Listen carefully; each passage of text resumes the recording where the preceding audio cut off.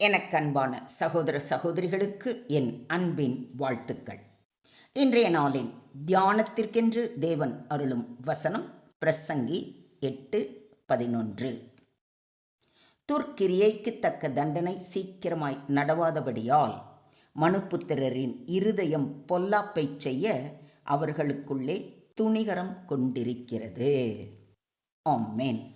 இந்த வசனம் மனிதர்களின் உள்ளத்தில் நடக்கும் ஒரு முக்கியமான உண்மையை வெளிப்படுத்துகிறது.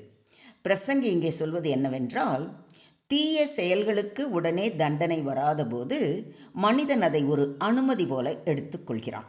என்ன செய்தாலும் உடனே எதுவும் நடக்கவில்லை என்று நினைத்து மேலும் மேலும் பொல்லாப்பை செய்ய துணிந்து விடுகிறான். இதை கொஞ்சம் சிந்தித்து பாருங்களேன். ஒரு குழந்தை தவறு செய்தால் உடனே திருத்தப்படவில்லை என்றால் அது அந்த தவறை மீண்டும் செய்வது போல.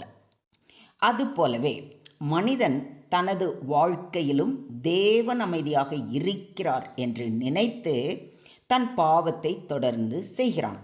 ஆனால் இந்த வசனம் எச்சரிக்கையாகவும் இருக்கிறது. தண்டனை தாமதமாக வருவது தண்டனை வராது என்பது அல்ல. தேவன் நீதிமானானவர். அவர் எல்லாவற்றையும் சரியான நேரத்தில் நியாயப்படுத்துவார்.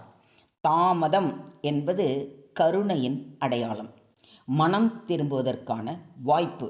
ஆகையால் நாம் என்ன செய்ய வேண்டும்? தண்டனை வரவில்லை என்று நினைத்து தவறில் நிலைத்திருக்காமல், இது மனம் திரும்பும் நேரம் என்று உணர்ந்து தேவனிடம் திரும்ப வேண்டும்.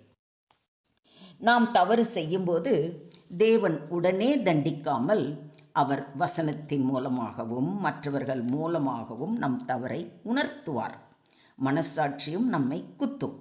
அதை உணர்ந்து உடனே திருந்த வேண்டும் என்று தேவன் பொறுமையோடு காத்திருப்பார்.